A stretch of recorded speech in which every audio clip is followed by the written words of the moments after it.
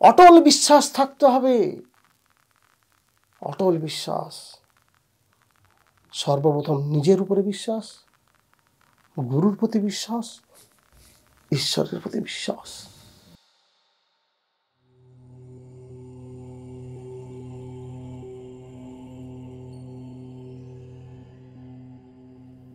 জয় মাতারা।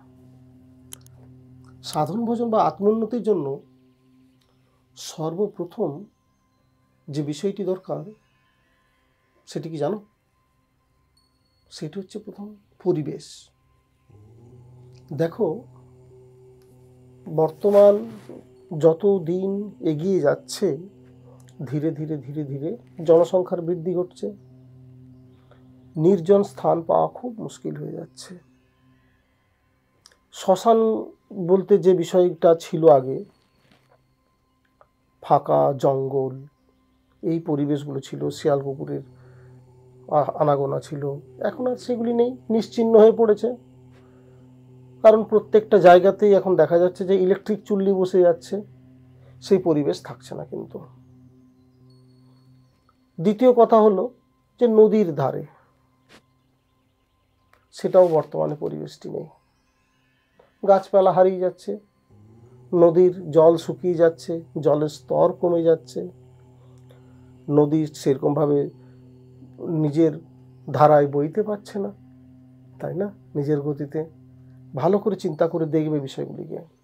এর জন্য কিন্তু অনেকাংশে আমরাই দায়ী। যাই হোক, সেটি তো আসছে না, পরের কথায়। আসল যে কথাটি সেটি হচ্ছে আমার, যে আমাদের এই অবস্থাতেও আমাদের যেন আত্মোন্নতি হয়, এর জন্য নিত্য অভ্যাসের প্রয়োজন, তার জন্য একটা উপযুক্ত পরিবেশের প্রয়োজন। সেই পরিবেশটি আমাদেরকে নিজেদেরকে তৈরি করে নিতে হবে। বাড়িতে থেকেও তো সাধন ভোজন সম্ভব, তার জন্য একটা পরিবেশ এবং নির্দিষ্ট সময়। তোমাদের আমি বহুবার বলেছি, একান্তবাসের প্রয়োজনীয়তা আছে। কেন একান্তবাসের প্রয়োজনীয়তা? মাঝে মধ্যেই একা একা একটু থাকার চেষ্টা করবে, অভ্যাস করবে। কেন? সেই সময় বিভিন্ন তোমাদের চিন্তা ভাবনা মাথার ভিতরে ঘুরপাক খাবে। লক্ষ্য করে দেখবে যে যখন জপে বসবে বা ধ্যানে বসার অভ্যাস করবে, তখন এটা হতেই থাকে বেশিরভাগ ক্ষেত্রে, যে ঘন ঘন ঘন ঘন বিভিন্ন চিন্তা ভাবনা মাথার ভিতরে ঘুরপাক খাচ্ছে। তো এই বিষয়টা থেকে বেরিয়ে আসার জন্য প্রথম দরকার নিজে একা একা কিছুক্ষণ করে সময় কাটানো। যখন তুমি সময় কাটাবে, ঈশ্বরমুখী মনকে করার চেষ্টা করতে পারবে, তখন এই কাজগুলো একটু সহজ হবে। তাতেও কিন্তু সহজ নয়, কারণ যতবার তুমি জপ করতে বসবে তখনই দেখবে মন বিক্ষিপ্ত হয়ে উঠছে, চঞ্চল হয়ে উঠছে, অস্থির হয়ে উঠছে। তো এই জন্য একান্তবাসের প্রথম প্রয়োজনীয়তা আছে। বাড়ির পরিবেশকে যখন দেখবে কোলাহল শূন্য, একদম শান্ত, নিরিবিলি, নির্জন, নিরিবিলি অবস্থা থাকছে, যখন হয় সবাই যখন শুয়ে পড়ছে, কিংবা বাড়িতে যখন লোকজনের সংখ্যাটা কম থাকছে, সন্ধ্যের দিকে তো সম্ভাবনাটা এখন প্রায় নেই বললেই চলে। সেই জন্যই আমি সবাইকে বলি যে রাত্রিকালে কিংবা ভোরের দিকে। কিন্তু বর্তমান যুগে যেটা দেখছি আমি, প্রত্যেকেই কি করছে না, অধিক রাত্রি করে শুচ্ছে, ফলে ভোরের দিকে উঠতে পারছে না, দেরিতে শুচ্ছে, সকালের দিকেও দেরিতে উঠছে। এই যে দেরিতে যে শোয়া হচ্ছে, সেই সময়ও তারা নিজেরা কোনো না কোনো কাজে ব্যস্ত থাকছে। সেই সময়ের ভিতরেও একটুখানি চেষ্টা করতে হবে যে যেন রাত্রিতেও যদি বেশি সময়টা তারা পাচ্ছে, তাহলে একটু করে যেন ধ্যানের অভ্যাসের জন্য বা জপ করতে বসার চেষ্টা করা, এগুলো করার প্রয়োজনীয়তা আছে। তাহলে কি জানো তো, মন স্থির হতে সহযোগিতা করে এবং সিদ্ধান্ত নিতে সুবিধা হয়।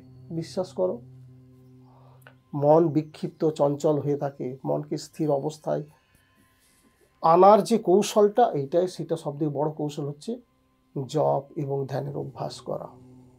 বারবার বলছি তোমাদেরকে আমি, ভালো করে একটু বোঝার চেষ্টা করো।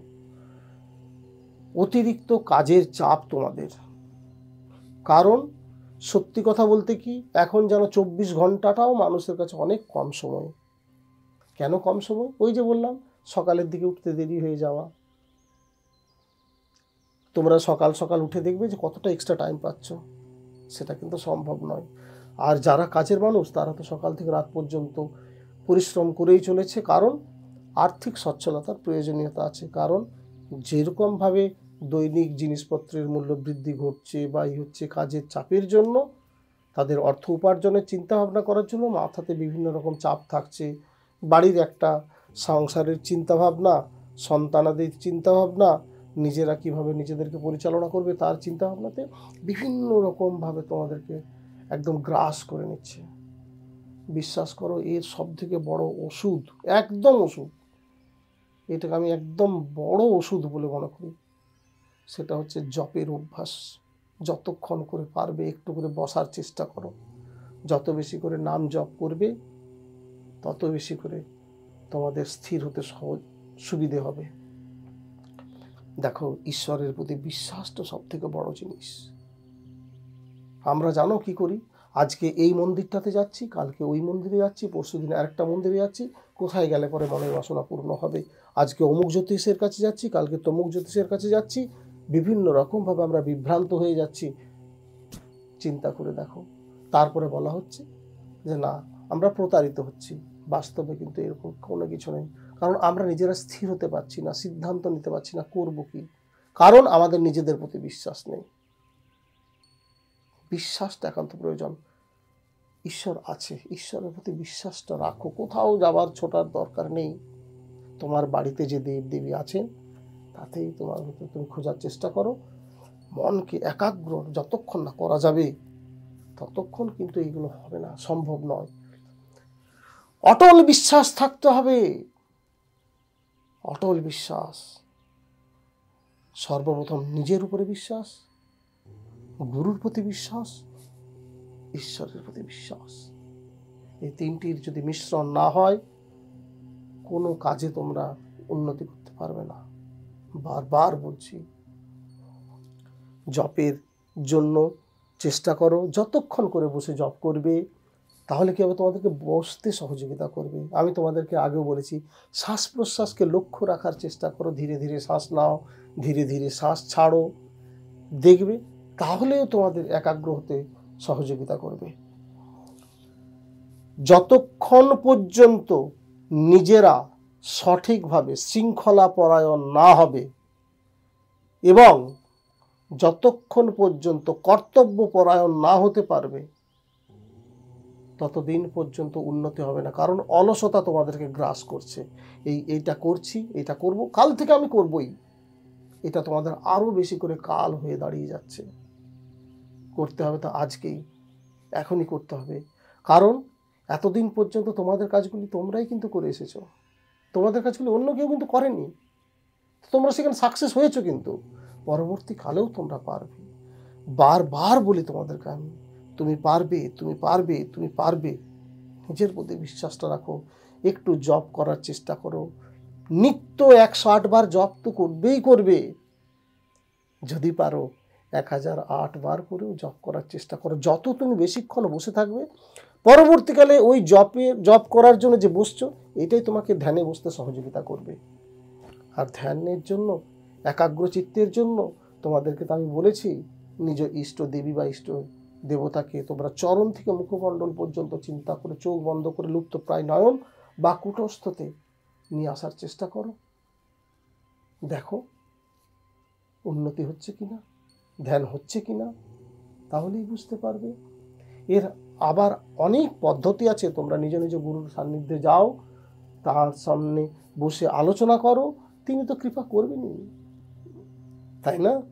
ভালো থেকো, আনন্দে থেকো। জয় মা তারা।